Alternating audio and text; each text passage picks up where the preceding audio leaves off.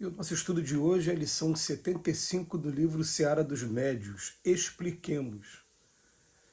Não desconheces que a doutrina espírita é a revivência do cristianismo em sua pureza. Nos primeiros tempos do Evangelho, os apóstolos da ideia edificante eram os médios da Boa Nova, espalhando-lhe os ensinos. Hoje o Espiritismo é a palavra que os complementa. Disse Jesus, necessário vos é nascer de novo.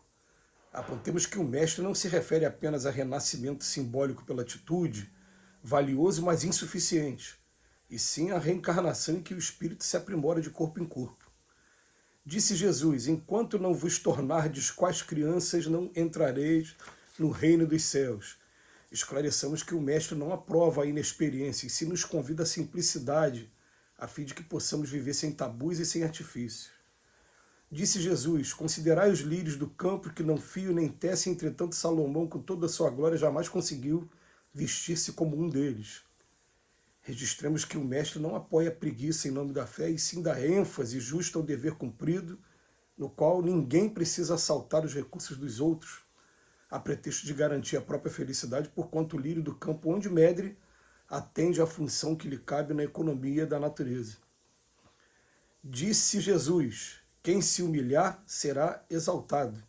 Anotemos que o mestre não encoraja os que se fazem de tolos para senhorear o melhor quinhão da mesa do oportunismo, e sim estimula os que sustentam leais à reta consciência, prosseguindo sem perturbar os próprios irmãos no labor da providência divina que concede realizar.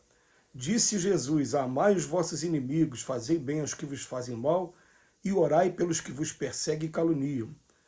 Assinalemos que o mestre não espera se transformem os discípulos em legião de louvaminheiros dos delinquentes importantes da terra, e sim nos aconselha a respeitar os adversários pela sinceridade que demonstram, dando-lhes campo de ação para que façam melhor do que nós a tarefa em que nos criticam, continuando de nossa parte na execução dos compromissos que nos competem, cultivando a paciência praticada por ele mesmo, quando ajudou aos próprios perseguidores através do exemplo silencioso, sem aplaudir-lhes a crueldade.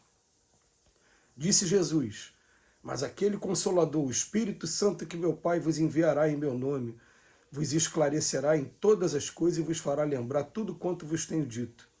Mostremos que o mestre não se reporta a acontecimento cósmico em desacordo com as leis naturais, e sim a doutrina espírita pela qual os espíritos santificados na evolução voltam ao mundo aclarando as sendas da vida e reafirmando que ele próprio nos ensinou. Não faças de tua convicção incenso à idolatria. Recorda que em doutrina espírita é preciso estudar e aprender, entender e explicar. Lição linda do Emmanuel hoje.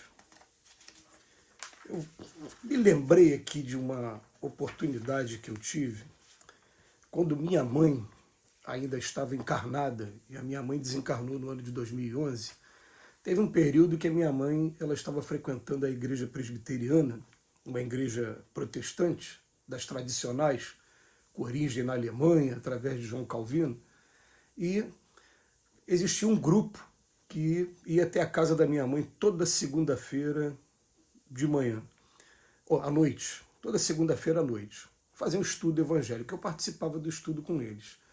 Uma vez, um companheiro fez uma crítica à reencarnação no mês do estudo, eu não me lembro nem em que circunstâncias, mas no primeiro momento eu fiquei calado porque ali a reunião era deles, não era minha como espírita. Mas teve um momento em que eu me levantei e falei, posso fazer uma observação? Quem acredita em reencarnação se baseia em Jesus. Quem não acredita em reencarnação também se baseia em Jesus. Se Jesus é o nosso mestre, é o nosso guia, ou, segundo a palavra dele, o nosso único salvador, por que a gente, às vezes, ao invés de a gente ficar degladiando com as ideias, a gente não procura em Jesus a inspiração para a gente ser humano melhor, respeitar uns aos outros, enfim. E o que o Emmanuel está fazendo aqui hoje, com esse estudo, é mostrando para a gente que o Espiritismo é simplesmente o Evangelho redivivo, é procurar buscar a essência do cristianismo e o comportamento dos cristãos mais antigos. Mas vamos lá, né? Os argumentos que são utilizados algumas vezes. Mas o Espiritismo, quando fala da reencarnação, está em desacordo com o Evangelho de Jesus, porque ao homem foi dado viver apenas uma vez, está lá no Velho Testamento. E eu pergunto, nós somos homens ou somos espíritos? Ou então eu pergunto assim, o espírito é dado viver somente uma vez? Então significa que depois que você morrer acabou? Ou você vai ser arrebatado pelo Pai? Ou vai ser levado ao juízo final? Cada um acredita em alguma coisa depois que terminar essa experiência aqui na Terra. Se continuou, nós somos espíritos, nós não somos corpo. Esse corpo aqui realmente, a hora que aconteceu o fenômeno morte, não tem como voltar atrás. Os casos de ressurreição da filha de Lázaro, que está lá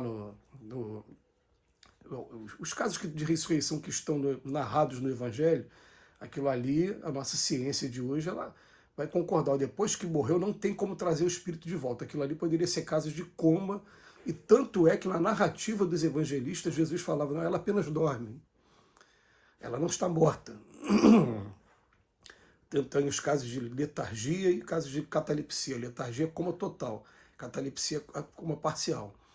Mas, enfim, a gente fica degladiando, às vezes, as ideias, quando, na verdade, são pontos de interpretação diferentes e que a única coisa que a gente precisa é aprender a respeitar as ideias, aqueles que interpretam de maneira diferente da gente. Mas o Emmanuel trouxe um manancial aqui, mais uma vez, para a gente. Disse Jesus, necessário vos é nascer de novo. Ele estava falando, não é apenas o renascimento simbólico pela atitude, mudança de atitude, não é só isso, não. É também através da reencarnação. É preciso nascer da água e do Espírito, e muitos interpretaram a água como sendo a água do batismo. Aí o Espiritismo veio falar, não, mas Jesus não batizava com água, está lá no início do capítulo 4 do Evangelho de João, e se eu não me engano, depois quando começa o capítulo 6, ele fala assim, Jesus e os discípulos batizavam, embora Jesus não batizava com água, Jesus batizava com o Espírito Santo. Né? E a água, na verdade, significa matéria. Esse que é o significado para a gente. Mas depois vem Jesus, fala que quando vos tornares criança, né, vem falando da simplicidade, da pureza do coração da criança e principalmente da confiança que tem. Hoje eu tenho plena ciência, comigo vai acontecer, quando eu chegar no plano espiritual, aquilo que eu preciso para o meu desenvolvimento. Se o pai acha que eu preciso passar por um tempo numa região umbralina, ele quer o meu bem. Se ele acha até que eu devo passar por uma região trevosa, ele quer o meu bem, mas eu tenho que agora, igual a criança que bota o ouvido no peito da mãe e dorme, eu vou simplesmente confiar no Pai com relação ao meu destino daqui a pouco. Depois falo com relação aos lírios do campo, para que a gente não fique nessa ambição, essa ganância de conquistar bens, inclusive em prejuízo dos outros, arrumando problema com a lei de causa e efeito. Depois eu falo, quem se humilhar será exaltado. Ele vem dizer para a gente aqui que a ideia é que a gente tenha sempre a reta consciência, vamos buscar a nossa consciência tranquila. Amai os vossos inimigos, ele fala para a gente, não é que a gente vai se transformar em legião de louvar-minheiros dos delinquentes, não é isso. A questão é, vamos dar oportunidade para que eles também se desenvolvam, para que eles façam o que a gente está fazendo, e que aprendam de repente a fazer a mesma coisa, ou até melhor que a gente. Vamos dar as mãos, essa maravilhosa interpretação aqui do Emmanuel para a gente. E por fim, ele vem falar daquele Consolador prometido, o Espírito de verdade, que ficará com a gente até o fim dos tempos, e que o Pai, o próprio Jesus falou que foi pedir ao Pai para que isso acontecesse, e a gente vem receber essas vozes do além, nos lembrando do nosso dever e tirando o véu por trás de todo o ensinamento que há no Evangelho de Jesus. Então, a gente, é claro, respeita quem discordar, mas a gente só pede uma coisa, que a gente possa estar vivendo como irmãos, que a gente possa estar entendendo que se tem uma diversidade muito grande de religiões aqui na Terra, porque temos necessidades diferentes, todas têm a sua importância no momento certo, evolutivo daquele espírito. Que Jesus nos abençoe hoje e sempre.